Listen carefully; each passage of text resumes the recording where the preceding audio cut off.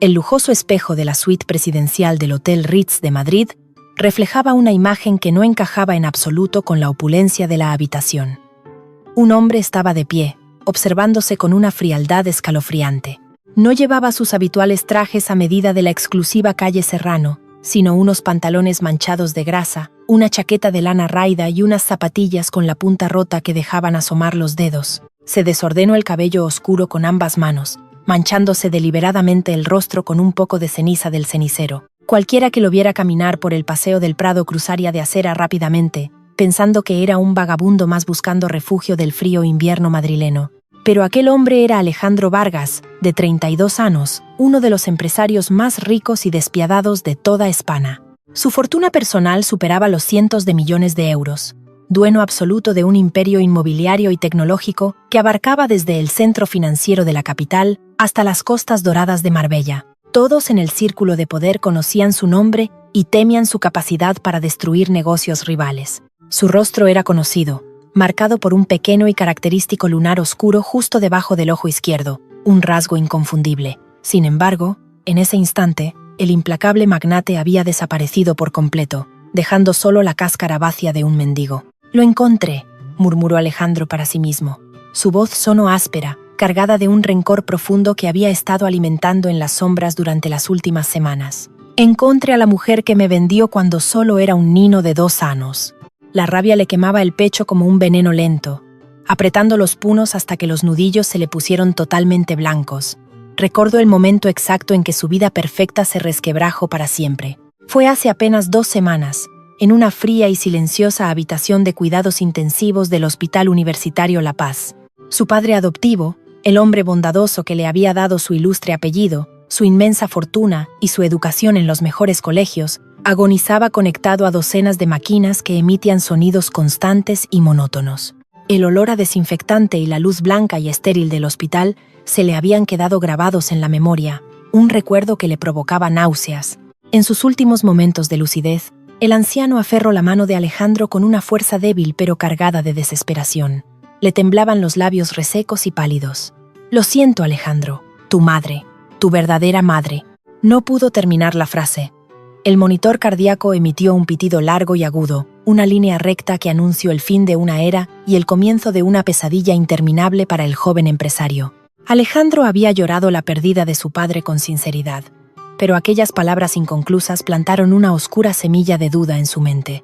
3 días después, en el solemne cementerio de la Almudena, bajo un cielo gris que amenazaba tormenta, esa semilla germinó transformándose en odio puro.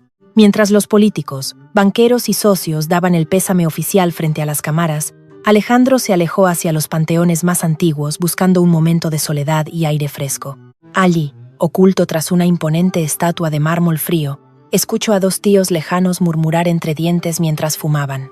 Decían sin ningún pudor que Alejandro no era sangre de su sangre. Decían que su madre biológica era una mujer miserable, una desalmada que lo había vendido por 50 millones de pesetas durante la durísima crisis económica que azotó el país en el año 93. Comentaban entre risas cínicas que había entregado a su propio hijo de 2 años a cambio de dinero en efectivo, y que seguramente se había gastado esa fortuna viviendo a cuerpo de rey, disfrutando de lujos mientras él crecía creyendo una inmensa mentira familiar. El mundo entero de Alejandro se detuvo bruscamente en ese cementerio.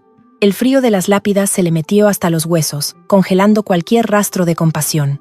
Esa misma tarde contrató al mejor investigador privado de la ciudad, un rudo exinspector de la Policía Nacional que conocía todos los bajos fondos. Con una sola orden clara, tajante y sin límite de presupuesto: encuéntrala cueste lo que cueste. Y el investigador la encontró en menos de una semana. Su nombre era Carmen, 64 años. Contra todo pronóstico, no vivía en un palacete ni en una urbanización de lujo en la Costa del Sol. Las fotografías del dossier mostraban a una mujer que regentaba una vieja taberna de comidas en un callejón olvidado y sucio del barrio de Vallecas, un rincón de la ciudad donde el tiempo y el progreso parecían haberse detenido por completo. Alejandro salió del hotel por la puerta trasera y tomó el metro en la estación del Banco de España. Se mezcló con la multitud de la hora punta, sintiendo físicamente el rechazo y el desprecio en las miradas de los pasajeros al ver sus ropas sucias y oler su aspecto descuidado. Las personas se apartaban de él, agarrando sus bolsos con fuerza. Así es como lo veía el mundo ahora, y así es exactamente como ella lo vería. Quería entrar en su vida desde lo más bajo de la sociedad, ganarse su lástima, observar de cerca cómo disfrutaba de los restos de aquel dinero manchado con su propio abandono. Luego, en el momento perfecto, se quitaría la máscara, le revelaría quién era realmente y le arrebataría absolutamente todo lo que tuviera. Quería verla de rodillas, llorando y suplicando perdón en medio de la más absoluta ruina. Quería destruirla. Llegó al barrio cuando el sol empezaba a esconderse. El estrecho callejón olía a humedad, a cubos de basura y a humo de tabaco negro. Al fondo, un letrero de chapa oxidada que apenas se sostenía de un clavo anunciaba el lugar: Casa Carmen. Empujó la puerta de madera astillada y una vieja campanilla de latón tintineó débilmente, anunciando su llegada. El olor intenso a cocido madrileno, a ajo frito, a aceite de oliva y a pimentón de la Vera lo golpeó de repente en el rostro. Era un aroma denso, puramente casero, que le revolvió el estómago de una forma extraña, despertando una punzada de dolor y una nostalgia que no lograba comprender. El local era minúsculo, lúgubre y decadente. Había apenas 4 mesas de madera coja cubiertas con manteles de hule desgastados a cuadros rojos. El suelo estaba formado por baldosas hidráulicas agrietadas y descoloridas. A la derecha, una barra de zinc opaco que había visto décadas de codos apoyados y penas ahogadas en vasos de vino barato. Y detrás de esa barra estaba ella, Carmen, su madre biológica, la mujer que le dio la vida y le puso un precio. Tenía el rostro surcado por arrugas muy profundas, como si la vida y las desgracias le hubieran pasado por encima repetidas veces. El pelo, totalmente canoso, estaba recogido en un mono descuidado del que escapaban varios mechones rebeldes. Sus manos, que ahora secaban un vaso de cristal, se veían increíblemente rojas, hinchadas y llenas de cicatrices, quemadas por décadas de fregar con agua hirviendo y jabón barato. Llevaba puesto un delantal blanco, que tenía antiguas manchas de grasa, imposibles de quitar. Pero lo que más le llamó la atención a Alejandro, lo que lo dejó paralizado por un segundo, fue cuando ella se movió para coger un pano limpio del mostrador. Carmen cojeaba de una manera terrible y severa, arrastraba la pierna derecha pesadamente con cada paso, y una mueca de dolor reprimido, a la que parecía estar acostumbrada, asomaba a sus labios secos cada vez que se veía obligada a apoyar el peso de su cuerpo cansado sobre esa extremidad. Alejandro tragó saliva con dificultad, sintiendo un nudo asfixiante en la garganta, pero rápidamente sacudió la cabeza y endureció su corazón. Todo es una maldita farsa, pensó con amargura mientras apretaba las mandíbulas. Seguro que esconde el dinero bajo el colchón y finge ser una pobre desgraciada para no pagar impuestos o para dar pena a los incautos. Es una actriz. Se quedó de pie junto a la puerta de entrada, encorvado, encogiendo los hombros como un animal asustado, esperando el grito. Esperaba que ella le insultara, que lo echara a escobazos por ensuciar su suelo y espantar a la escasa clientela que pudiera entrar a cenar. En cambio, Carmen dejó el vaso sobre la barra, levantó la vista, se secó las manos doloridas en el delantal y lo miró fijamente. Alejandro contuvo el aliento esperando la repulsión. Pero no había ni una sola pizca de asco en sus ojos castaños y cansados. Solo había una comprensión profunda y una suavidad inmensa que lo descolocó por completo. Pasa, hijo. No te quedes ahí pasmado. Siéntate en esa mesa del rincón, cerca del radiador, que hace mucho frío hoy en la calle. Te pongo un buen plato caliente ahora mismo para que entres en calor. Invita a la casa. Su voz era ronca, áspera por el paso de los años y quizás por el humo de la cocina, pero sonaba increíblemente cálida, casi maternal. Alejandro obedeció en silencio, arrastrando los pies hasta la mesa indicada. Se sentó en la vieja silla de madera crujiente, manteniendo la cabeza gacha, ocultando sus ojos. Desde las sombras de su postura, se dedicó a observar con lupa cada uno de los torpes y dolorosos movimientos de la mujer. Carmen encendió el fogón renqueando, calentó el caldo y se acercó a él llevando un plato hondo humeante de cocido, rebosante de garbanzos, trozos generosos de carne, morcilla y tocino. Era una ración demasiado abundante, una comida demasiado costosa para dársela gratis y sin preguntas a un mendigo cualquiera que acababa de entrar por la puerta. Alejandro observó el vapor subir del plato, sintiendo que su plan de venganza comenzaba con una pieza que no encajaba en el puzzle. Al dejar el plato sobre la mesa, los movimientos de Carmen se detuvieron bruscamente, como si el tiempo se hubiera congelado en el interior de la vieja taberna. Sus manos, deformadas por el interminable trabajo duro, se quedaron paralizadas en el aire, a escasos centímetros de la madera del hule. Sus ojos, rodeados de profundas patas de gallo, se clavaron intensamente en el rostro sucio y tiznado de Alejandro. Él respiraba despacio, fingiendo mirar la comida. Lentamente, como si estuviera viendo a un fantasma surgir de las brumas de un pasado que creía enterrado, la mirada de la anciana viajó por sus facciones y se ancló de forma definitiva en ese pequeño lunar oscuro, inconfundible, justo debajo de su ojo izquierdo. El plato de loza blanca comenzó a temblar entre sus manos con tal violencia que acabó chocando contra la mesa con un ruido sordo. El rostro de la anciana palideció de golpe, perdiendo todo rastro de color hasta quedar como el papel, mientras sus labios comenzaban a temblar descontroladamente. Un suspiro ahogado, un sonido roto y desgarrador que venía desde lo más profundo de sus entrañas, escapó de su garganta mientras daba un paso atrás, tropezando torpemente con su propia pierna enferma y teniendo que apoyarse en la silla vacía para no caer al suelo. «¿Quién eres?», murmuró ella en un hilo de voz apenas audible, llevándose una mano temblorosa al pecho, justo sobre el corazón que parecía querer salírsele de las costillas. «¿Quién eres tú realmente? ¿Y por qué tienes esa marca en la cara?».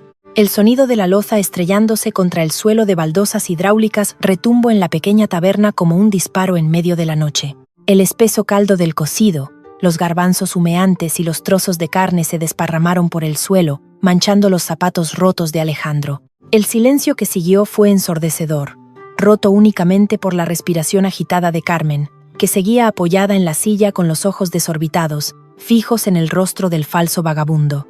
Alejandro tensó la mandíbula, reprimiendo el instinto de apartarse.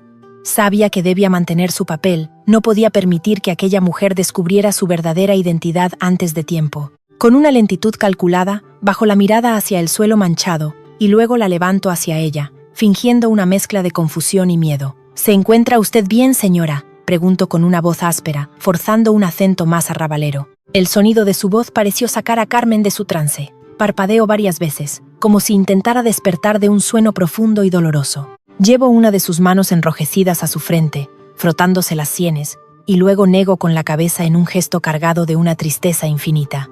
«Mateo», susurró ella, un nombre que apenas fue un soplo de aire escapando de sus labios secos. Pero inmediatamente cerró los ojos con fuerza y volvió a negar, esta vez con más vehemencia. «No, no puede ser. Dios mío, qué tonterías estoy pensando. Perdóname, muchacho, perdóname. Es que me has recordado a alguien que perdí hace muchísimo tiempo». Alejandro sintió un pinchazo en el pecho al escuchar aquel nombre. Mateo, ese era el nombre que le había puesto al nacer. El nombre que sus padres adoptivos habían borrado de todos los registros legales para llamarlo Alejandro Vargas. Tragó saliva, intentando tragar también el nudo de emociones que amenazaba con ahogarlo.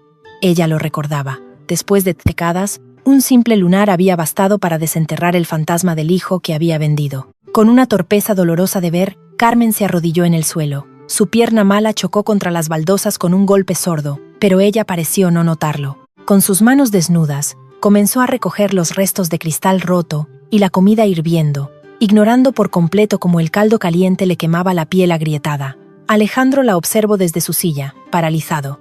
El odio que había alimentado durante semanas le decía que debía alegrarse de verla humillada, de rodillas en el suelo, recogiendo basura. Sin embargo, algo en su interior, un instinto primitivo y enterrado muy profundo, le gritaba que se agachara y la ayudara. No lo hizo. Sus manos permanecieron aferradas a los bordes de la silla hasta que los nudillos se tornaron blancos. «Lo siento muchísimo, hijo», repetía Carmen sin levantar la vista del suelo, metiendo los restos en su delantal sucio. «Ha sido un mareo tonto. Los sanos no perdonan, y las piernas ya no me sostienen como antes. Ahora mismo te sirvo otro plato bien caliente. No te preocupes por el desastre». Alejandro no respondió. Se limitó a asentir levemente con la cabeza. 10 minutos después, Carmen colocó un nuevo plato frente a él, aún más rebosante que el anterior. El aroma a azafrán y carne estofada inundó sus fosas nasales. Alejandro tomó la cuchara de metal opaco y se llevó la primera porción a la boca. El sabor lo golpeó con la fuerza de un huracán. No era un sabor de alta cocina, ni se parecía a los platos de autor que solía degustar en los restaurantes con estrellas Michelin del barrio de Salamanca. Era un sabor antiguo, denso, cargado de una calidez que jamás había experimentado en la fría y distante mansión de su infancia adoptiva. Era el sabor de un hogar que nunca tuvo. Comió en silencio, rebanando el plato con un trozo de pan duro, sintiendo como el calor de la comida deshacía el frío de la noche madrilena que se le había metido en los huesos. Cuando terminó, la taberna ya estaba vacía. El reloj de cuco de la pared marcaba casi la medianoche. El viento de la sierra de Guadarrama aullaba por las rendijas de las viejas ventanas de madera, haciendo crujir los cristales. Alejandro se levantó lentamente, arrastrando los pies hacia la puerta, preparándose para buscar un cajero automático donde pasar la noche fingiendo ser un indigente. «¡Espera!», lo detuvo la voz ronca de Carmen desde detrás de la barra. «¿A dónde crees que vas a estas horas? Hace un frío que pela ahí fuera, una helada de las que matan a los pájaros en los árboles. No tendrás donde caer muerto, ¿verdad?». Alejandro se giró, encorvando los hombros. «La calle es mi casa, señora. Sobreviviré», respondió, sonando lo más patético posible. Carmen lo miró de arriba abajo, deteniéndose en su chaqueta gastada y en sus zapatos rotos. Negó con la cabeza, esbozando una sonrisa débil y cansada. «Ni hablar. Nadie duerme en la calle si yo puedo evitarlo. Ven conmigo. Al fondo tengo un pequeño almacén donde guardo los sacos de patatas y las cajas de vino.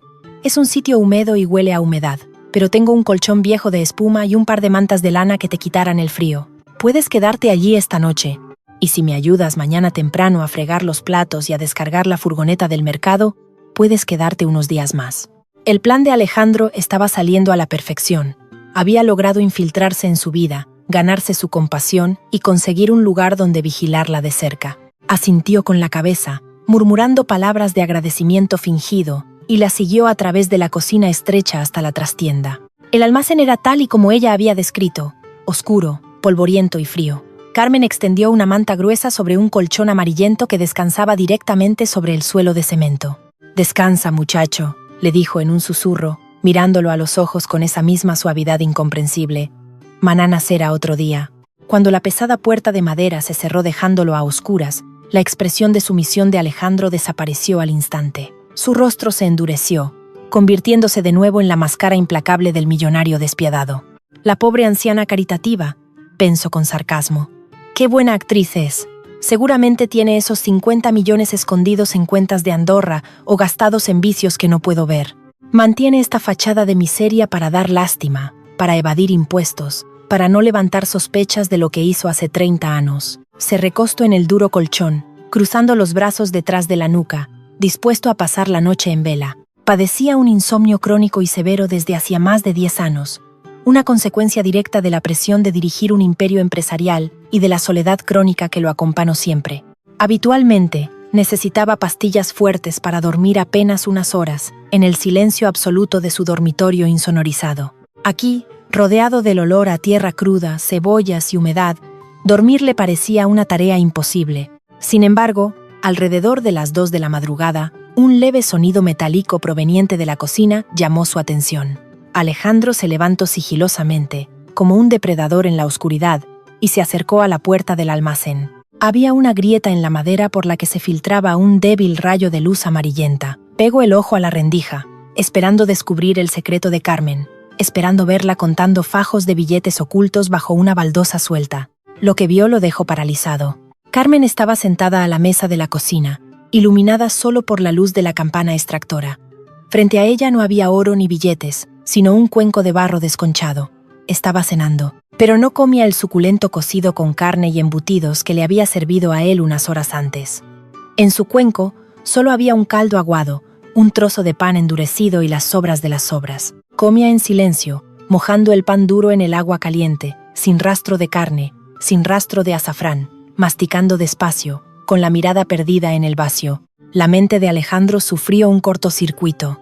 Aquello carecía de toda lógica, porque la mujer que había cobrado una fortuna por vender a su propio hijo estaba cenando pan mojado en agua, mientras regalaba ración doble de carne a un vagabundo desconocido. ¿Dónde estaba el dinero?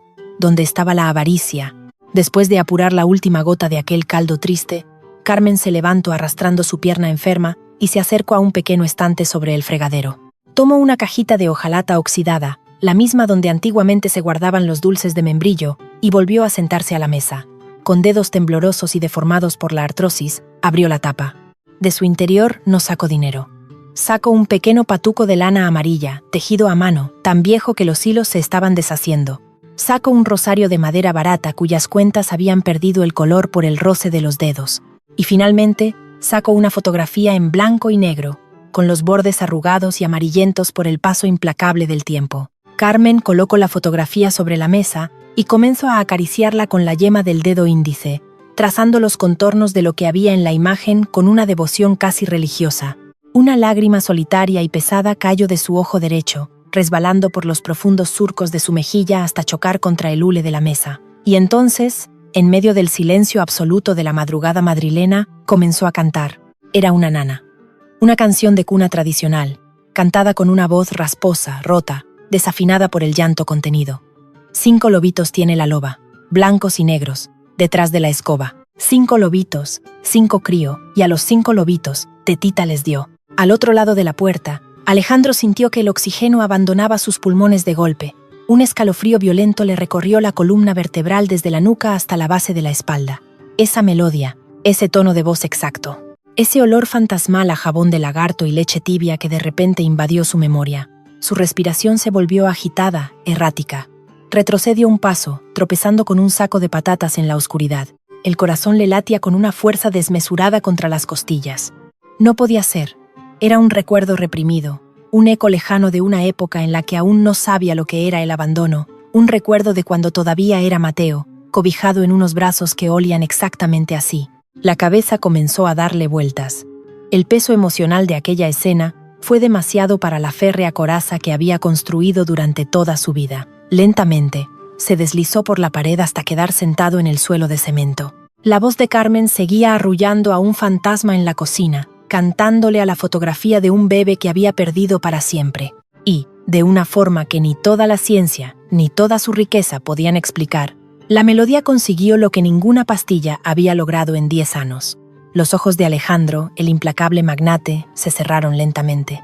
El nudo en su estómago se aflojó y cayó en un sueño profundo, pesado y sin sueños, acunado por la voz rota de la mujer que más odiaba en el mundo. Se despertó a la mañana siguiente desorientado.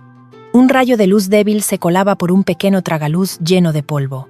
Había dormido casi 7 horas seguidas. El cuerpo le pesaba, pero su mente estaba increíblemente despejada. Se levantó bruscamente, invadido por una furia repentina hacia sí mismo. ¿Cómo había podido bajar la guardia de aquella manera? ¿Cómo había permitido que una simple canción de cuna ablandara su determinación? Ella lo había vendido. El dinero cambió de manos. Había pruebas documentales de ello en el maletín de su investigador. No podía olvidar eso. Se lavó la cara con el agua helada de un cubo que había en el rincón y se dispuso a salir a la cocina para continuar con su farsa. Sin embargo, antes de que pudiera tocar el picaporte, un estruendo ensordecedor lo detuvo en seco. La puerta principal de la taberna fue abierta con tanta violencia que las bisagras rechinaron como si estuvieran a punto de romperse. Voces fuertes, arrogantes y agresivas inundaron el local. Alejandro se pegó rápidamente a la rendija de la puerta del almacén, conteniendo la respiración. En el centro de la taberna había entrado una mujer de avanzada edad, vestida con un abrigo de bisón auténtico y sosteniendo un bastón de madera de ébano con empunadura de plata. Su rostro estaba lleno de arrugas, pero su postura era recta, altiva, resumando una soberbia que Alejandro reconocía muy bien en sus círculos de negocios. La acompañaba un hombre con un traje barato y una cartera de cuero gastada bajo el brazo, que tenía todo el aspecto de ser un cobrador de morosos o un abogado de segunda. «¿Dónde estás, maldita lisiada?», gritó la anciana del abrigo de bisón, golpeando el suelo con la contera metálica de su bastón. El sonido fue seco, amenazante. Carmen salió a trompicones de la cocina, secándose las manos mojadas en su delantal. Al ver a la mujer, su rostro palideció mucho más que la noche anterior. Sus hombros se encogieron, haciéndose pequeña, y comenzó a temblar de una forma visible y patética. «Dona Asunción», balbuceó Carmen, retrocediendo un paso, arrastrando su pierna enferma. «¿Qué hace usted aquí? Le dije que le pagaría la cuota la semana que viene. Lo juro. Solo necesito unos días más para que vengan los clientes del mercado. No me cuentes cuentos, basura», escupió Dona Asunción con un desprecio tan ácido que podría haber quemado el aire. «Llevas 3 meses sin pagar el maldito alquiler de esta posilga. He sido demasiado paciente contigo porque fuiste la mujer de mi difunto hijo, pero mi caridad tiene un límite. Vengo a darte el aviso de desahucio. En 48 horas te quiero en la puta calle. A ti y a tus cacharros mugrientos». «Pero Dona Asunción, por el amor de Dios», suplicó Carmen, juntando las manos como si estuviera rezando. «No tengo a dónde ir. Este local es toda mi vida. Yo trabajo de sol a sol, se lo juro, pero con mi pierna mala no puedo dar más viajes al mercado y...» «No me hables de tu pierna, maldita invalida», la interrumpió la anciana, levantando el bastón en el aire de forma amenazadora. Esa pierna te la destrozaste tú solita por estúpida. Tú fuiste la que trajo la desgracia a esta familia. ¿Te atreves a pedir clemencia? A mí, la mujer que tuvo que ver cómo entregabas a su propio nieto a unos extraños. Vendiste a tu hijo, a mi sangre, por un punado de billetes sucios, y aún tienes el descaro de hacerte la víctima. Detrás de la puerta del almacén, Alejandro dejó de respirar. Sus músculos se tensaron hasta el extremo, preparados para saltar sobre aquella vieja estirada y destrozarla. Aquella mujer, doña Asunción, acababa de confirmar frente a sus propios ojos la peor de sus sospechas. Carmen lo había vendido. Era un hecho. Su propia abuela paterna lo estaba gritando a los cuatro vientos. La furia y la confirmación de su sed de venganza quemaron en las venas de Alejandro como un incendio forestal. Era el momento de salir, de humillar a Carmen frente a la mujer que la estaba desahuciando, de aplastarla por completo. Puso la mano en el picaporte de hierro helado, dispuesto a abrir la puerta y desatar el infierno. Sin embargo, justo cuando iba a empujar la madera, la voz temblorosa pero repentinamente firme de Carmen cortó el aire de la taberna, deteniendo la mano de Alejandro como si hubiera tocado un cable de alta tensión. Yo no vendí a Mateo por avaricia, y usted lo sabe mejor que nadie, Asunción, dijo Carmen. Las lágrimas caían a mares por su rostro, pero había levantado la barbilla, enfrentándose por primera vez a la mujer del abrigo de Bison. Sabe perfectamente que el corazón del niño se estaba parando. Necesitaba una operación a corazón abierto en Houston y costaba 50 millones de pesetas. Yo se los pedí a usted. Le supliqué de rodillas en el suelo que me prestara el dinero para salvar la vida de su propio nieto. Y usted me escupió en la cara y me echó a patadas de su casa en mitad de una tormenta. El bastón de dona Asunción quedó congelado en el aire. El abogado de traje barato carraspeó, visiblemente incómodo. Alejandro sintió que el mundo a su alrededor comenzaba a girar descontroladamente, como si el suelo de cemento estuviera a punto de abrirse bajo sus pies para tragarlo entero. Tuve que hacerlo, lloró Carmen, llevándose las manos al rostro en un gesto de desesperación absoluta. Entregué a mi hijo a esa familia rica a cambio de los 50 millones de la operación. Renuncia a él, me arranque el corazón del pecho y acepte que nunca más me llamaría madre para que él pudiera seguir respirando. Todo el dinero fue directo al hospital. Asunción, no vi ni una sola peseta.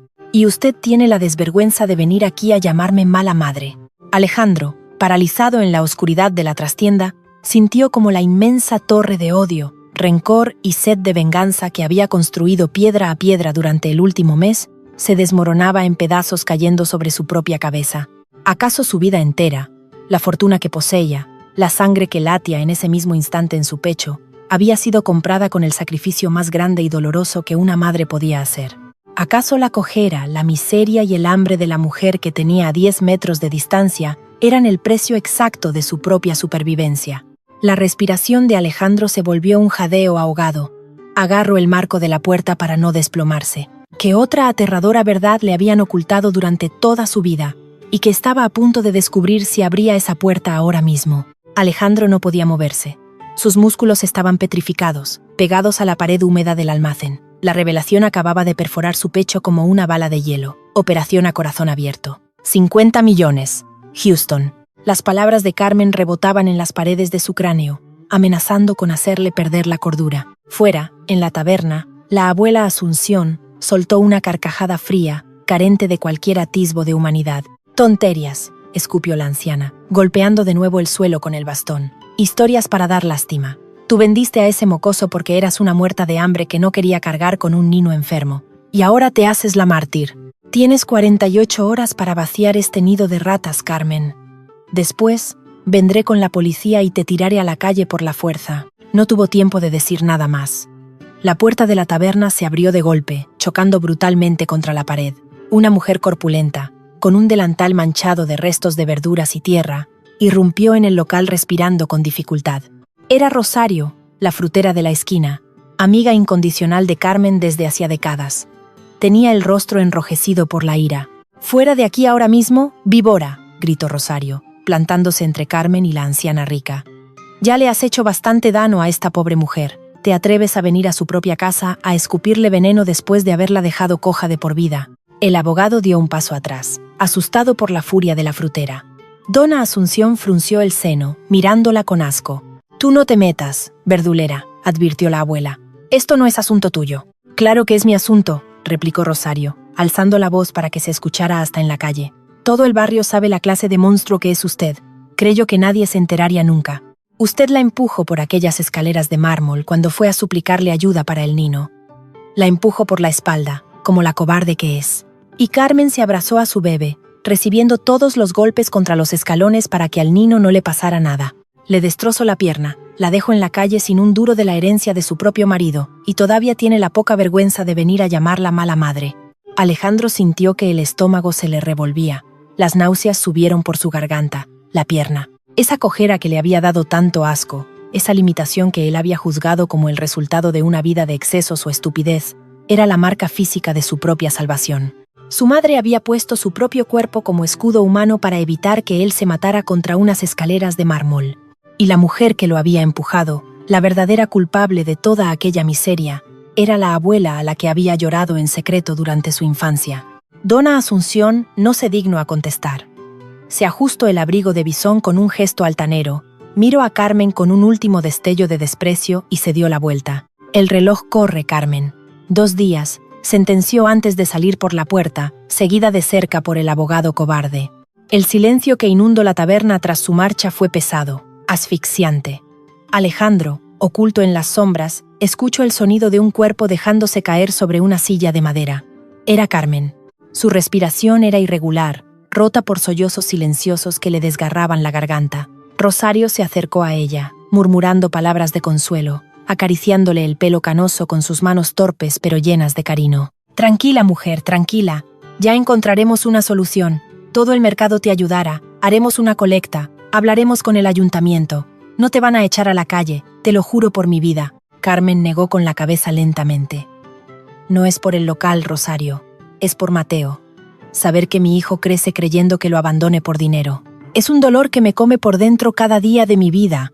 Si él supiera. Si él supiera que lo di porque no podía soportar ver cómo se le apagaba la respiración en mis brazos. Prefiero que me odie estando vivo en una mansión, a que me amara estando bajo tierra en un cementerio. La confesión desnuda y brutal fue demasiado para Alejandro. Sintió que le faltaba el aire. Necesitaba salir de allí. Aprovechando que las 2 mujeres lloraban abrazadas en el centro del local, abrió sigilosamente la puerta trasera del almacén que daba a un estrecho callejón lleno de cubos de basura. El viento helado de Madrid le golpeó el rostro sudoroso, pero no le importó. Comenzó a caminar, después a paso ligero, y finalmente a correr por las calles empedradas de Vallecas, como si pudiera escapar de la verdad que acababa de aplastarlo. Corrió hasta que los pulmones le ardieron y las piernas le fallaron. Se dejó caer en un banco de piedra de un parque solitario. Sacando un teléfono móvil encriptado del doble fondo de su chaqueta raída, marcó un número de memoria. Sus manos temblaban tanto que apenas podía pulsar las teclas. Señor Vargas. La voz del investigador privado sonó al instante, fría y profesional. Investiga mi historial médico infantil, ordenó Alejandro, con la voz rota, ronca por el esfuerzo y el shock. Busca registros del ano 93. Clínicas privadas, operaciones cardíacas infantiles en el extranjero. Busca viajes a Houston, Texas. Lo quiero todo en menos de 1 hora. Y rastrea el origen de los 50 millones de pesetas de mi adopción. Quiero saber a qué cuenta fueron a parar exactamente. Se quedó sentado en aquel banco helado, viendo cómo la ciudad se despertaba lentamente. Las farolas se apagaban, dando paso a una luz gris y triste. Cada minuto que pasaba era una agonía. Recordaba todas las veces que había mirado a Carmen con desprecio, todas las veces que la había juzgado desde su pedestal de falso sufrimiento. Él, que se creía la víctima de una tragedia griega, no era más que el beneficiario ciego del mayor acto de amor imaginable. El teléfono vibró en su mano. Era el investigador. Senor. He accedido a los registros del Hospital Mount Sinai y a los archivos antiguos de la clínica en Houston. Es positivo. Usted nació con una cardiopatía congénita severa. Estuvo a punto de fallecer a los 2 años. Hay un registro de un pago en efectivo de 50 millones de pesetas transferido directamente a la clínica americana desde las cuentas de la familia Vargas. La fecha de la transferencia coincide exactamente con el día en que su madre biológica renunció a la patria potestad. Ni un solo céntimo fue a parar a manos de la señora Carmen. Todo se destinó íntegramente a salvarle la vida. Alejandro cerró los ojos. El teléfono se resbaló de sus dedos, cayendo al suelo con un golpe sordo. Cubrió su rostro con ambas manos, y por primera vez desde la muerte de su padre adoptivo, lloró. Lloró con la desesperación de un niño pequeño, con el dolor de un hombre al que le acaban de arrancar los cimientos de su existencia. Había ido allí para destruir a un monstruo y había descubierto a una santa. Su madre, la mujer que cenaba pan mojado en agua mientras guardaba su recuerdo en una caja de hojalata. Las horas pasaron borrosas. Alejandro deambuló por la ciudad sin rumbo fijo, procesando el inmenso peso de la culpa. Cuando finalmente regresó a la calle de la taberna, ya era noche cerrada. El local estaba a oscuras. La persiana metálica estaba bajada hasta la mitad. Se acercó en silencio, agachándose para pasar por debajo de la persiana. La puerta de madera estaba encajada, pero no cerrada con llave. Entró sigilosamente. El olor a comida casera se había mezclado con el frío de la noche. Se dirigió a la cocina, guiado por la débil luz de la luna que entraba por una claraboya. Allí, sobre la mesa cubierta de hule, estaba la vieja caja de hojalata que Carmen había estado mirando la noche anterior. Estaba abierta. Alejandro se acercó, como si estuviera a punto de tocar una reliquia sagrada. Junto al patuco amarillo y el rosario gastado, había un fajo de sobres amarillentos, atados cuidadosamente con un hilo de algodón viejo. Eran cartas, decenas de ellas. Ninguna tenía sello. Ninguna había sido enviada nunca, porque no tenía una dirección a la que mandarlas. Con el corazón encogido en un puño, deslizo la primera carta fuera del fajo. Desdoblo el papel cuarteado y acerco la hoja a la luz de la ventana. La letra era temblorosa, apenas legible en algunas partes, manchada por círculos de agua seca que delataban las lágrimas de quien la había escrito hacía tantos años. Comenzó a leer en silencio. Mi querido Mateo, mi niño del alma, hoy cumples 5 añitos. Me he acercado a una pastelería del centro solo para mirar las tartas por el escaparate e imaginar cuál te gustaría más. Espero que tus nuevos padres te hayan comprado una muy grande, llena de chocolate, y que te hayan cantado el cumpleaños feliz. Yo te lo he cantado bajito esta mañana, limpiando las mesas. Me duele tanto la pierna cuando hace frío, pero el dolor del cuerpo no es nada comparado con no poder verte crecer. Dicen que el tiempo lo cura todo, pero es mentira. Cada día que paso sin ti es una herida abierta. Te amo más que a mi propia vida. Perdóname por no haber sido lo bastante rica para quedarme contigo. Alejandro tuvo que morderse el labio hasta hacerse sangre para ahogar el sollozo que pugnaba por salir de su garganta. Pasó a la siguiente carta, fechada años después, y a otra, cartas escritas en sus cumpleaños, en Nochebuena, en Reyes. 30 años de monólogos desesperados, 30 años de un amor incondicional que había sobrevivido a la miseria, al abandono forzado y a la soledad absoluta. Tomo la última carta del fajo, fechada hacia apenas unos meses. La leyó, y cada palabra fue como un martillazo directo a su conciencia, destruyendo la última barrera de resentimiento que le quedaba. La revelación contenida en ese frágil trozo de papel era tan devastadora que lo obligó a caer de rodillas sobre el suelo frío de la cocina. ¿Qué decía aquella última carta para provocar que el hombre más poderoso de la ciudad se derrumbara por completo en el suelo de una vieja taberna? Alejandro sostenía el frágil trozo de papel amarillento con las manos temblando de tal manera que las letras manuscritas parecían bailar ante sus ojos nublados por las lágrimas. La tinta azul, descolorida por el tiempo, trazaba unas líneas torcidas, evidencia del pulso débil de una mujer agotada por el sufrimiento. Trago saliva, sintiendo que tragaba cristales rotos, y leyó las palabras que destrozarían para siempre el pedestal de su propia arrogancia. Mi niño del alma, mi Mateo querido. Hoy he tenido que ir al ambulatorio del barrio. Hacía días que sentía un dolor punzante en el costado que no me dejaba respirar. El médico, un muchacho joven y muy amable, me miró con esos ojos llenos de compasión que reservan para los desahuciados. Me ha dicho que mi hígado se ha rendido. Tantos años tomando calmantes baratos y remedios caseros para soportar los dolores de esta pierna rota han terminado por destrozarme por dentro. Me ha dado muy poco tiempo, quizás unos meses si el invierno no es muy crudo. Alejandro dejó de respirar. El silencio de la cocina solo se rompía por el golpeteo frenético de su propio corazón. Sus ojos devoraron el siguiente párrafo con desesperación. El médico me ofreció un tratamiento en el gran hospital de la ciudad. Podría alargar un poco mi tiempo, pero cuesta dinero y tendría que ingresar, dejando la taberna cerrada. Me he negado en rotundo.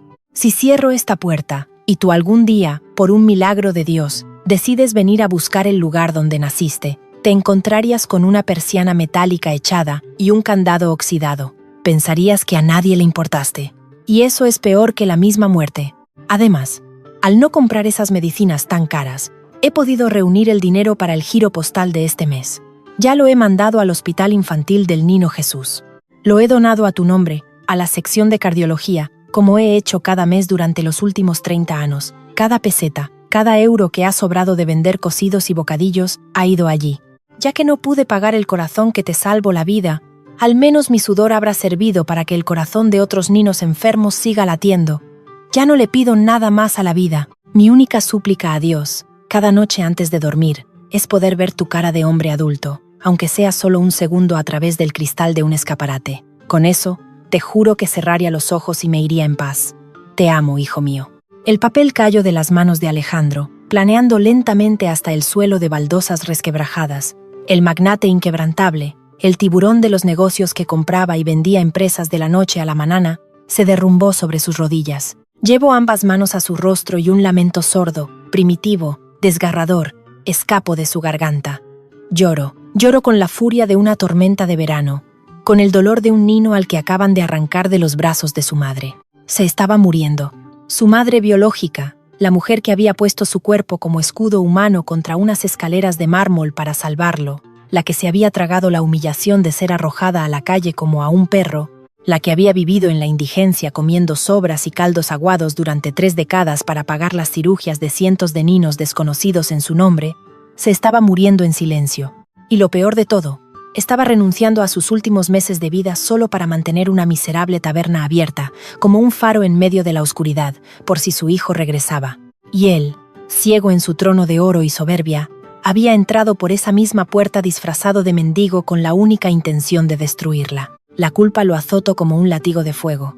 Se arrastró por el suelo, recogió la carta, la besó con reverencia y la volvió a colocar exactamente como la había encontrado dentro de la caja de hojalata. Se levantó tambaleándose, sintiendo un mareo que amenazaba con hacerle perder el conocimiento. Regresó al almacén helado, se dejó caer sobre el colchón de espuma y clavó la mirada en el techo lleno de telaranas.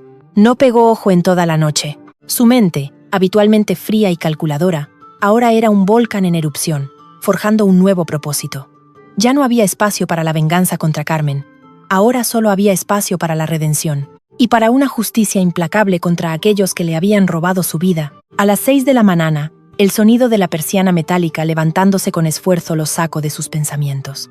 Escucho los pasos irregulares y pesados de Carmen entrando en la cocina. El roce de su pierna enferma contra el suelo sonaba hoy más cansado, más agotado que el día anterior. Alejandro se levantó, se lavó la cara con el agua helada del cubo para borrar los rastros de las lágrimas y salió a la cocina. Carmen estaba encorvada sobre los inmensos fogones de hierro fundido, intentando levantar una olla gigantesca llena de agua para el caldo del día. Sus manos rojas temblaban, sin fuerza. La vena de su cuello se marcaba por el esfuerzo extremo, y su rostro estaba pálido, surcado por una fina capa de sudor frío provocado por el dolor hepático que Alejandro ahora conocía. «Déjeme eso a mí, señora», dijo Alejandro. Su voz sonó ronca, pero desprovista del tono lastimero del día anterior.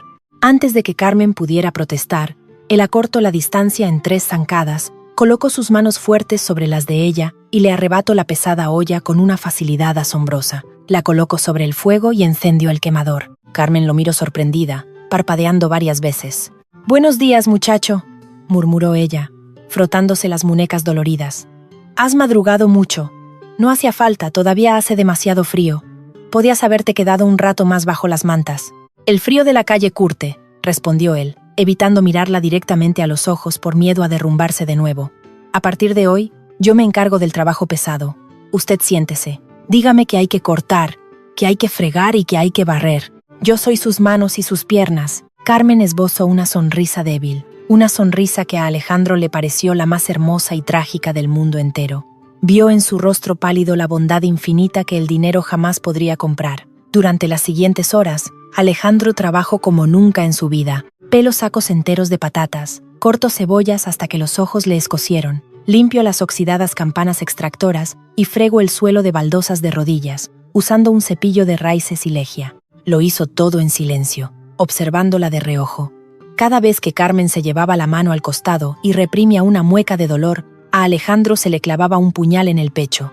A media mañana, aprovechó que Carmen estaba atendiendo a los proveedores del pan para salir por la puerta trasera hacia el callejón. Se aseguró de que nadie lo viera. Se quitó los guantes de fregar manchados de grasa y sacó del doble fondo interior de su chaqueta el teléfono móvil encriptado. Marcó el número directo de su abogado principal. un hombre implacable que dirigía un bufete en uno de los rascacielos más altos del Paseo de la Castellana. «Diga, señor Vargas», respondió la voz al otro lado, denotando la urgencia que requería una llamada de su cliente más importante.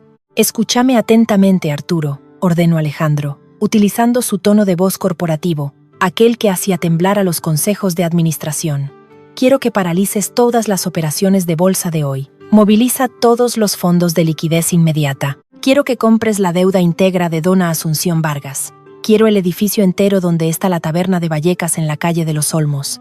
Compra el edificio, compra los locales adyacentes, compra la maldita calle entera si tienes que hacerlo. Y quiero que contrates a los mejores auditores forenses de Madrid. Revisad cada cuenta, cada empresa, cada donación fraudulenta y cada evasión de impuestos que haya hecho mi abuela en los últimos 30 años. Quiero la soga legal atada a su cuello para mañana al mediodía». Hubo un silencio al otro lado de la línea. El abogado tartamudeó brevemente por la sorpresa. «Señor Vargas, eso requiere un despliegue de capital masivo y Dona Asunción es de su familia. ¿Está seguro de proceder con una ofensiva tan hostil?», dije mañana al mediodía, Arturo. «O mañana por la tarde estarás buscando trabajo como pasante», sentenció Alejandro con frialdad glaciar. «Y otra cosa. Llama al jefe de cirugía de trasplantes y oncología de la Clínica Universidad de Navarra. Que preparen un equipo de especialistas y una habitación privada. Quiero un helicóptero médico listo en el aeropuerto de Cuatro Vientos a la espera de mis órdenes. El dinero no es un objeto». Colgó el teléfono antes de escuchar la respuesta. Respiró hondo, llenando sus pulmones del aire gélido de la mañana, intentando apaciguar el fuego de su furia. Estaba preparando la trampa perfecta para su abuela y la salvación médica para su madre, pero sabía que el tiempo jugaba en su contra. El plazo de 48 horas del desahucio corría rápido y la salud de Carmen colgaba de un hilo. Regresó al interior de la taberna justo a tiempo de que Carmen le pusiera delante una taza de loza desportillada humeante. Era un café de puchero, negro, fuerte y endulzado con un poco de azúcar moreno. «Bébete esto, hijo. Te has ganado el jornal con creces esta mañana». «Nunca había visto esta cocina tan limpia», le dijo ella, apoyándose en la barra con evidente agotamiento. Alejandro tomó la taza entre sus manos grandes. El calor de la bebida subió por sus palmas. Dio un sorbo largo, sintiendo que aquel café áspero era mucho más reconfortante que los espumosos lates importados que le preparaban sus secretarias en las altas oficinas de cristal. La paz parecía haber descendido sobre la pequeña taberna de comidas, un breve respiro en medio de la tormenta. Pero esa tranquilidad se hizo añicos brutalmente pasadas las 5 de la tarde. El servicio de comidas había terminado, y Carmen descansaba en una silla de la cocina, con los ojos cerrados, respirando con una superficialidad preocupante. Alejandro estaba barriendo cerca de la puerta principal cuando un furgón negro, sin logotipos y con los cristales tintados, frenó en seco derrapando frente a la acera. Las puertas traseras se abrieron de golpe. 3 hombres enormes bajaron del furgón. Llevaban cazadoras de cuero negro ajustadas, cabezas rapadas y el cuello cubierto de tatuajes tribales. No tenían el aspecto de ser de la policía, ni siquiera alguaciles del juzgado. Eran matones a sueldo, perros de presa de una de esas empresas ilegales de desocupación que los propietarios sin escrúpulos contrataban para aterrorizar a los inquilinos y echarlos a patadas antes de que los jueces dictaran sentencia. El abogado barato de Dona Asunción debió haberlos enviado para acelerar el proceso y evitar que Carmen opusiera resistencia. El más grande de los 3, un tipo con una cicatriz cruzándole la ceja, pateó la puerta de madera de la taberna con tanta fuerza que la partió por la mitad. El ruido fue espantoso. Los cristales de las ventanas temblaron y algunos cayeron al suelo hechos anicos. «Se acabó el tiempo, vieja», bramó el matón, entrando en el local pisoteando las sillas de madera y derribando una mesa de un empujón violento. «Recoge tus porquerías y sal de aquí. La dueña quiere el local vacío ahora mismo. Y si no sales por las buenas, te sacaremos tirándote de los pelos». Carmen salió de la cocina arrastrando su pierna, aterrorizada, cubriéndose la boca con ambas manos. Su rostro palideció hasta volverse casi gris al ver el local destrozado y a los 3 gigantes frente a ella. «¡Por Dios bendito!», gritó ella. «¿Qué hacen? No tienen derecho. El plazo era de 2 días. Todavía no ha pasado el tiempo. Salgan de aquí o llamaré a la policía». El matón de la cicatriz se rió a carcajadas, un sonido cruel y hueco. Se acercó a ella con pasos pesados, agarrando a Carmen por la tela de su viejo delantal y zarandeándola sin ningún tipo de piedad. «La policía no viene a estos barrios, abuela. Y si llamas a alguien, Te juro que te rompo la otra pierna para que vayan a juego. Carmen lanzó un grito agudo de dolor cuando el tirón brusco del hombre la hizo torcerse la rodilla mala. Alejandro estaba en el pasillo que daba a los aseos, con la escoba en las manos. Al escuchar el grito de su madre, algo muy profundo y primitivo se rompió dentro de su mente. La máscara de mendigo cobarde, encorvado y sumiso, se evaporó en el aire en un instante. El hombre que salió de las sombras no era un vagabundo asustado. Era Alejandro Vargas, el depredador supremo, y sus ojos inyectados en sangre ardían con una furia tan asesina, tan absolutamente letal, que parecía un demonio desatado desde las profundidades del infierno. Dejó caer la escoba. Caminaba hacia los tres hombres con una frialdad y una postura recta que no encajaban en absoluto con sus ropas andrajosas. El silencio previo a la tormenta cayó sobre la taberna. El destino lo había acorralado. Podría detener a aquellos tres mastodontes usando la violencia cruda sin destapar su verdadera identidad antes de tiempo, o la furia por proteger a su madre le obligaría a revelar el inmenso poder que escondía frente a todos. Alejandro avanzó a través del desastre de mesas volcadas y sillas rotas con una lentitud que resultaba aterradora. Ya no encogió los hombros ni arrastró los pies. Su postura se irguió por completo, revelando su verdadera estatura y una presencia física imponente, forjada en gimnasios privados y clases de defensa personal que había practicado durante años para liberar la tensión de los negocios. La escoba de madera que había dejado caer al suelo rodó hasta chocar contra la bota de uno de los matones. El gigante de la cicatriz, que aún mantenía su pesada mano agarrando el delantal de Carmen, giró la cabeza hacia él. Una sonrisa burlona, torcida y amarillenta apareció en su rostro al ver acercarse a aquel hombre vestido con harapos. «¿Qué pasa, vagabundo?», gruñó el matón, soltando una risa áspera. «¿Quieres hacerte el héroe delante de la abuela? Da media vuelta y lárgate por donde has venido si no quieres que te rompa todos los huesos de ese cuerpo raquítico que tienes. Suéltala, ahora mismo». La voz de Alejandro no fue un grito. Fue un susurro bajo, gutural, cargado de una autoridad tan absoluta y fría que parecía haber bajado la temperatura de la taberna varios grados de golpe. No era la voz de alguien que suplicaba, sino la de alguien que estaba acostumbrado a dar órdenes y a que el mundo entero obedeciera sin hacer preguntas. El matón parpadeó, desconcertado por una fracción de segundo ante aquel tono de mando que no encajaba con la apariencia de mendigo.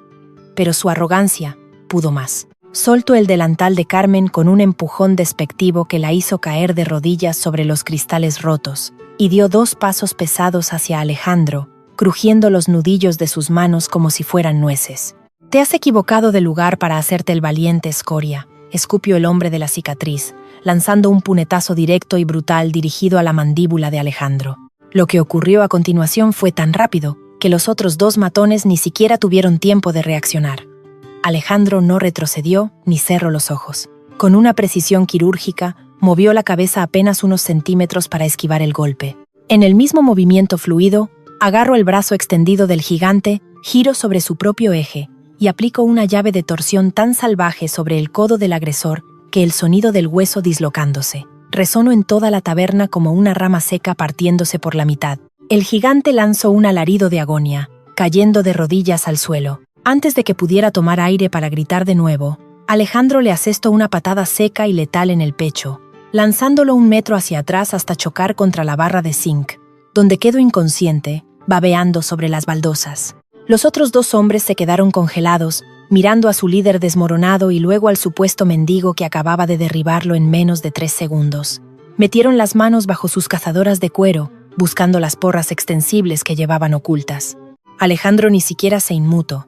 No adoptó una postura de combate ni retrocedió. Simplemente se quedó allí, de pie en medio de la ruina, y metió una mano en el bolsillo de su chaqueta raída. Sacó el teléfono móvil encriptado de color negro mate, un dispositivo que costaba más que las vidas de aquellos 3 hombres juntas. Pulsó un único botón. «Entrad», dijo simplemente. El rugido ensordecedor de motores de alta cilindrada inundó la estrecha calle de los Olmos. No era el furgón negro de los matones. Eran 4 vehículos todoterreno de lujo, blindados y relucientes, que acababan de bloquear por completo ambos extremos del callejón, subiéndose a las aceras. Las puertas se abrieron al unísono y más de una docena de hombres trajeados, con gafas oscuras y auriculares discretos, descendieron como un enjambre de avispas. Eran la guardia personal de Alejandro Vargas, el equipo de seguridad privada más caro y letal de toda España, compuesto por exmilitares de operaciones especiales. Habían estado vigilando la taberna desde la distancia, esperando la orden de su jefe. Entraron en tropel por la puerta destrozada. Los dos matones que quedaban en pie no tuvieron tiempo ni de sacar las manos de las chaquetas. Fueron aplastados contra la pared, inmovilizados y desarmados en un abrir y cerrar de ojos, tratados con la misma facilidad con la que un adulto aparta a unos niños molestos. «Señor, estamos a su disposición», dijo el jefe de seguridad, un hombre de sienes plateadas, inclinando levemente la cabeza hacia Alejandro, ignorando por completo sus ropas sucias y la ceniza de su rostro. Alejandro no le respondió. Su mirada, ahora desprovista de toda la furia asesina, se había fijado únicamente en la mujer que estaba tirada en el suelo. Carmen respiraba con dificultad, aferrándose al pecho, con las manos manchadas de sangre por los cristales rotos. Estaba temblando, mirando con terror a los hombres trajeados, a los vehículos de lujo que se veían por la puerta y, sobre todo, al hombre que ella había acogido como a un pobre vagabundo. Alejandro corrió hacia ella. Se dejó caer de rodillas sobre el suelo lleno de escombros, sin importarle que los cristales se clavaran a través de la tela de su pantalón. Extendió las manos y, con una delicadeza infinita, tomó el rostro pálido y arrugado de Carmen entre sus palmas. Carmen lo miró con los ojos muy abiertos, confundida, aterrorizada. «¿Quién eres?», balbuceó ella, tosiendo débilmente. «¿Por qué esta gente te llama Senor? ¿Qué está pasando aquí?». Antes de que Alejandro pudiera encontrar la voz para hablar, para desatar el nudo asfixiante que le apretaba la garganta y confesarle la verdad, un ruido ensordecedor de tacones golpeando el asfalto y el impacto metálico de un bastón interrumpieron el momento. «¿Qué significa este escándalo? ¿Quiénes son todos estos coches bloqueando la calle? Apártense de mi camino, chusma». La voz arrogante y aguda de Dona Asunción cortó el aire cargado de la taberna. La anciana, envuelta en su abrigo de bison y seguida por su sudoroso abogado, se abría paso a empujones entre los hombres de seguridad que bloqueaban la entrada, indignada por el caos. Creía que la policía había acudido por el ruido, o quizás algún grupo de vecinos había intentado detener el desahucio. Al entrar en el local y ver sus propios matones inmovilizados contra la pared, el rostro de Dona Asunción se contrajo en una mueca de pura indignación. Miró a Carmen en el suelo y luego al hombre andrajoso que estaba arrodillado junto a ella. «Ah, ya veo», escupió la anciana con profundo desprecio. «Has llamado a más mendigos y delincuentes para que te defiendan, ¿verdad, Carmen? Eres una vergüenza. Abogado, llame a la Guardia Civil inmediatamente. Quiero a toda esta basura fuera de mi propiedad ahora mismo. Y a ella, tírenla a la cuneta que es donde pertenece». Alejandro apartó lentamente sus manos del rostro de Carmen. Se levantó del suelo con la gracia de un depredador a punto de saltar sobre su presa. No se giró de inmediato. Se tomó un segundo para sacudirse el polvo de la chaqueta y frotar con fuerza la ceniza que ensuciaba sus mejillas y su frente, limpiando su rostro, dejando al descubierto sus facciones aristocráticas y, sobre todo, el pequeño y característico lunar oscuro debajo de su ojo izquierdo. Cuando finalmente se dio la vuelta para encarar a la mujer del abrigo de bisón, el abogado dejó caer su maletín de cuero al suelo. El golpe resonó en el silencio sepulcral que de repente había invadido la estancia. El abogado comenzó a temblar, retrocediendo a tropezones, pálido como un cadáver, porque en el mundo de los negocios de las altas esferas madrileñas no había nadie que no reconociera aquel rostro implacable. «Señor Vargas», tartamudeó el abogado, sintiendo que le faltaba el oxígeno. Dona Asunción frunció el seno, sin entender absolutamente nada. Entrecerró los ojos miopes, intentando enfocar el rostro del hombre que se alzaba frente a ella entre los restos de la taberna. «Señor Vargas». «¿Qué tonterías dices? Inútil», replicó la anciana, golpeando al abogado con el codo. «Ese no es mi nieto. Mi nieto es el presidente de nuestro imperio, un hombre de clase, no un sucio indigente que vive entre ratas». Alejandro dio un paso al frente. El silencio era tan denso que se podía escuchar la respiración acelerada de Carmen a sus espaldas. «Te equivocas, Asunción», dijo Alejandro, y su voz cayó sobre la anciana como una losa de mármol helado. Omitió el título de abuela por primera vez en toda su vida. El asco que sentía al pronunciar su nombre era tan palpable que envenenaba el aire. «Soy exactamente la sangre que tú quisiste borrar de la historia». Dona Asunción se quedó de piedra. El bastón resbaló de su mano enguantada y cayó al suelo de baldosas con un repiqueteo seco. Sus ojos se fijaron en el lunar debajo del ojo izquierdo de aquel hombre, en la forma de su mandíbula. en la mirada fría y calculadora que era el vivo retrato de su propio difunto esposo. El color abandonó su rostro cubierto de costosos cosméticos. «Alejandro», murmuró la anciana, incapaz de articular otra palabra, sintiendo que el suelo se abría bajo sus pies. «Pero, ¿qué haces aquí? Vestido de esta manera, en esta posilga, con esta ramera que te vendió por...». Alejandro no la dejó terminar. Levantó una mano, y su jefe de seguridad avanzó de inmediato, entregándole una carpeta de cuero negro muy elegante que acababa de sacar de uno de los vehículos blindados. Alejandro la tomó y la abrió despacio, sacando un fajo de documentos timbrados por notarios y jueces. «He venido a poner las cosas en su sitio, Asunción», declaró el magnate, levantando los papeles en el aire para que los viera bien. «He estado observando, he estado escuchando, y he descubierto la nauseabunda montaña de mentiras sobre la que has construido tu miserable vida de lujos». Dona Asunción tragó saliva con dificultad, retrocediendo instintivamente.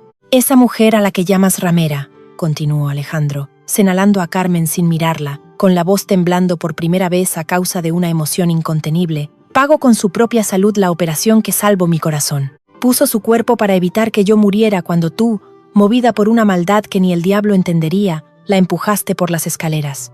Se arrastró en la miseria durante 30 años mientras tú te bañabas en diamantes. Pero Alejandro, carino, tú no entiendes». Intentó justificarse la anciana, alzando las manos temblorosas. «Ella no era de nuestra clase. Ella iba a arruinar el buen nombre de la familia. Lo hice por nuestro bien, por tu futuro». Alejandro esbozó una sonrisa que heló la sangre de todos los presentes. No era una sonrisa de alegría, sino la mueca de un verdugo a punto de dejar caer el hacha. «Tu futuro acaba hoy, Asunción. He comprado la deuda de todas tus empresas fantasma. He ordenado una auditoría forense de tus cuentas en paraísos fiscales y he denunciado ante la Unidad Central Operativa tus chanchullos, tus desahucios ilegales y la forma en que contrataste a estos matones. Pero eso no es lo más importante». Alejandro dio otro paso, acorralando a la anciana contra el marco de la puerta rota. Le entregó la carpeta negra al aterrorizado abogado. «Este edificio ya no es tuyo. Esta calle ya no es tuya. Las acabo de comprar todas hace exactamente 1 hora por el triple de su valor de mercado. Están a nombre de la mujer que está tirada en ese suelo. Por lo tanto, eres tú la que está allanando una propiedad privada». La respiración de Dona Asunción se volvió asmática. Se llevó una mano al pecho, buscando aire donde no lo había. Alejandro se giró lentamente, dándole la espalda a la anciana destruida, y fijó su mirada en Carmen, que seguía de rodillas, con las manos en el pecho, llorando en silencio mientras observaba la escena como si fuera un sueño incomprensible. El magnate caminó hacia ella de nuevo, ignorando a todos los demás. Se arrodilló una vez más entre los cristales, pero esta vez no la miró con lástima ni con superioridad. La miró con la devoción de un náufrago que acaba de encontrar tierra firme después de décadas a la deriva. «¡Carmen!», balbuceó Alejandro, y por primera vez en su vida adulta no supo qué más decir. El hombre más elocuente de España se quedó sin palabras frente a la mujer que le había dado la vida 2 veces. ¿Cómo iba a pronunciar esa palabra? Esa palabra que jamás había pronunciado con verdadero significado. Los ojos de Carmen se clavaron en el lunar, su respiración se cortó. El instinto maternal, aplastado durante 3 décadas bajo el peso de la miseria, la culpa y la ausencia, despertó de golpe con la fuerza de un tsunami. Levantó una mano roja y temblorosa, acercándola lentamente hacia el rostro del multimillonario. «Mateo», susurró ella, un hilito de voz roto por el dolor y la esperanza. «Mi Nino, eres tú». Alejandro cerró los ojos cuando la mano áspera de su madre tocó su mejilla, y una sola lágrima escapó bajo sus párpados. Iba a hablar, iba a pedirle perdón por haber dudado de ella, iba a prometerle el mundo entero si lo pedía. Pero antes de que pudiera abrir la boca, los ojos de Carmen se pusieron en blanco. Su mano cayó inerte de la mejilla de Alejandro, y su cuerpo entero se desplomó hacia atrás, golpeando fuertemente la cabeza contra el suelo helado de la taberna. La enfermedad hepática, el dolor reprimido y la abrumadora impresión del momento habían sido demasiado para su castigado corazón. «Mamá».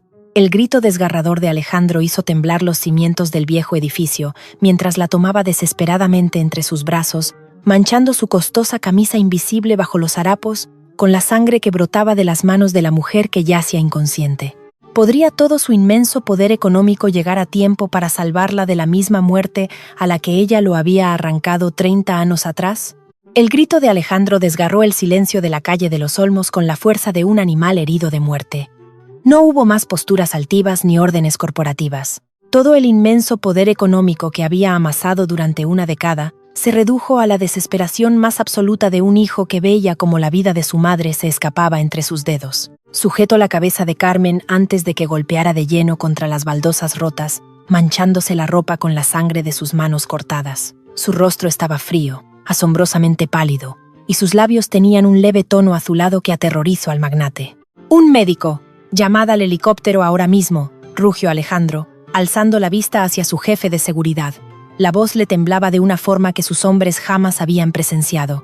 El jefe de seguridad, un veterano curtido en 1000 batallas, no perdió ni un segundo. Habló por el micrófono oculto en su múneca, y en menos de 3 minutos, el sonido ensordecedor de unas aspas cortando el aire del atardecer madrileno hizo vibrar los cristales de las ventanas que aún quedaban enteras. Un helicóptero medicalizado de última generación, equipado como una unidad de cuidados intensivos aérea, descendió con precisión milimétrica en la avenida principal más cercana, cortando el tráfico bajo las órdenes del equipo de seguridad. Donna Asunción y su abogado habían desaparecido, huyendo como ratas asustadas entre la confusión, pero a Alejandro ya no le importaba su abuela.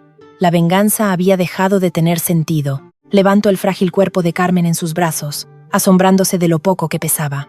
Era como sostener un pájaro herido. Atravesó la taberna destrozada, ignoró a los vecinos que se agolpaban en las aceras murmurando, y corrió hacia la avenida donde esperaba el equipo médico. Durante el vuelo hacia la Clínica Universidad de Navarra, Alejandro no soltó la mano de su madre ni un solo instante. Los paramédicos trabajaban frenéticamente, intubándola y administrándole sueros de urgencia para estabilizar la insuficiencia hepática fulminante que había provocado el desmayo. El monitor cardíaco emitía pitidos erráticos que se clavaban en el cerebro de Alejandro como agujas. Miraba el rostro inconsciente de la mujer, repasando cada arruga, cada cicatriz, preguntándose cuánto dolor había tenido que soportar en silencio durante 30 largos años.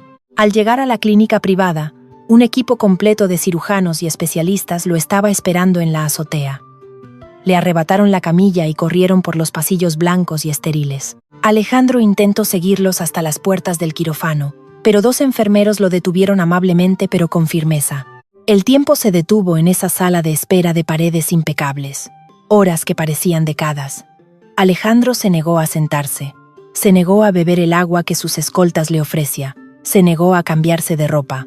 Seguía llevando los pantalones raídos, la chaqueta sucia y los zapatos rotos, cubierto de polvo, ceniza y sangre. Los médicos y enfermeras que pasaban por el pasillo lo miraban de reojo, desconcertados al ver a un mendigo escoltado por hombres armados en la zona más exclusiva del hospital más caro del país. Pero él no sentía vergüenza. Aquella ropa era el testimonio de su redención, el disfraz que le había permitido conocer a la santa que le había dado la vida. Cerca de la medianoche, las puertas dobles del quirófano se abrieron lentamente. El jefe de cirugía, un hombre mayor con el rostro surcado por el cansancio, salió quitándose la mascarilla quirúrgica. Alejandro se abalanzó sobre él. ¿Cómo está?, preguntó, sintiendo que el corazón le latía en la garganta. El médico suspiró profundamente y apoyó una mano comprensiva en el hombro del magnate. «Señor Vargas, hemos logrado estabilizarla, pero su hígado está completamente destruido. La cirrosis no alcohólica, provocada por décadas de abuso de analgésicos para el dolor de su pierna, ha llegado a la fase terminal. Necesita un trasplante urgente. La hemos puesto en la lista nacional de máximas prioridades, pero con su grupo sanguíneo y su estado de debilidad extrema, es muy poco probable que un órgano compatible llegue a tiempo. Hablamos de días, quizás solo semanas». Alejandro sintió que el suelo desaparecía bajo sus pies. No había movido cielo y tierra, no había destruido el imperio corrupto de su abuela para perder a su madre ahora. Su mente trabajó a la velocidad de la luz. Agarró al médico por las solapas de la bata verde, con una desesperación salvaje. «Un trasplante de donante vivo», exigió Alejandro. «Ustedes pueden seccionar una parte de un hígado sano y trasplantarlo, ¿verdad? Yo soy su hijo.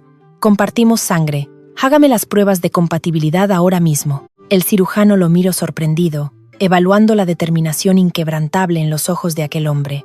«Señor Vargas, es una cirugía de altísimo riesgo. Su propia vida correría peligro y el periodo de recuperación es brutal. Además, siendo un empresario tan vital para la economía del país. No me importa el dinero, no me importa la economía, Y no me importa el riesgo.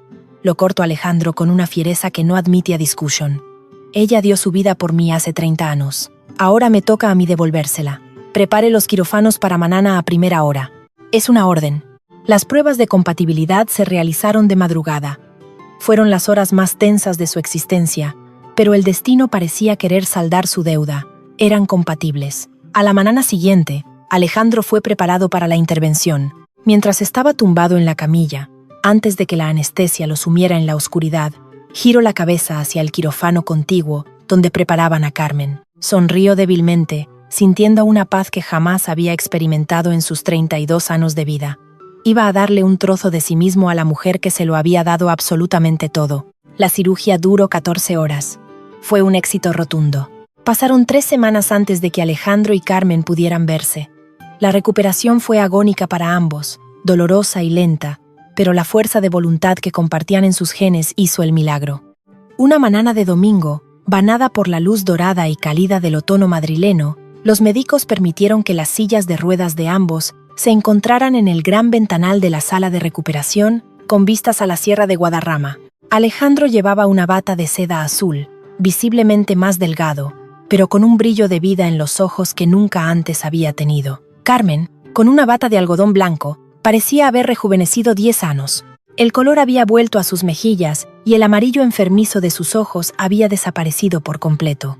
Cuando sus miradas se cruzaron, no hubo necesidad de palabras grandilocuentes. Alejandro acercó su silla a la de ella y tomó sus manos, que ya no tenían costras ni heridas abiertas, entre las suyas. Las besó con una reverencia profunda. «Hola, mamá», murmuró él, saboreando por primera vez la dulzura infinita de esa palabra. Carmen cerró los ojos y las lágrimas comenzaron a rodar por sus mejillas, pero esta vez eran lágrimas de una felicidad tan inmensa que parecía no caber en la habitación. Acarició el cabello de Alejandro, rozando con el pulgar el lunar debajo de su ojo izquierdo. «Mi Nino, mi Mateo», susurró ella, con la voz rota por la emoción. «Me has salvado la vida. Después de todo lo que te hice pasar, después de haberte dejado ir, me has regalado tu propio hígado». «Nunca digas que me dejaste ir», la interrumpió Alejandro con voz suave pero firme. «Me salvaste. Pese a todo el veneno que me inyectaron para odiarte, fuiste el escudo que me protegió de la maldad. Me pagaste un corazón nuevo con tu propia miseria. Y ahora, dona Asunción y todos los que te lastimaron están en la cárcel, arruinados, despojados de cada céntimo que nos robaron. Ya no hay amenazas, ya no hay deudas». Carmen miró por la ventana hacia las montañas lejanas. La frutera, Rosario, había venido a visitarla el día anterior para contarle las noticias. El barrio de Vallecas entero había celebrado la detención de la tirana del Bisón. La calle de los Olmos ahora le pertenecía a ella. Y la vieja taberna estaba siendo reformada por los mejores arquitectos de la ciudad, manteniendo su esencia pero convirtiéndola en un lugar cálido y digno, donde ya no tendría que dejarse la piel ni los huesos trabajando. Alejandro apoyó la cabeza en el hombro de su madre, cerrando los ojos. Sintió el olor a jabón limpio, la calidez de su cuerpo, y supo que el insomnio que lo había atormentado durante una década había desaparecido para siempre. Había encontrado su verdadero hogar, no en una mansión fría llena de cuadros caros, sino en el abrazo tembloroso de una mujer que había sabido amar en el silencio más absoluto. El sol comenzó a ponerse tras las montanas, tiñendo el cielo de tonos anaranjados y violetas. La habitación del hospital se llenó de una luz mágica, casi irreal. Alejandro apretó la mano de Carmen, prometiéndose a sí mismo que dedicaría cada segundo de su nueva vida a borrar las cicatrices de los 30 años que les habían robado. Mientras la noche cubría la ciudad y las primeras estrellas asomaban en el horizonte, una pregunta quedaba flotando en el aire sereno de la habitación. El dinero y el poder habían logrado reconstruir la carne y la justicia, pero ¿sería ese amor incondicional recién reencontrado verdaderamente suficiente para sanar las profundas heridas del alma que 3 décadas de soledad y mentiras habían dejado en ambos, o el pasado siempre encontraría una grieta por la que volver a asomarse?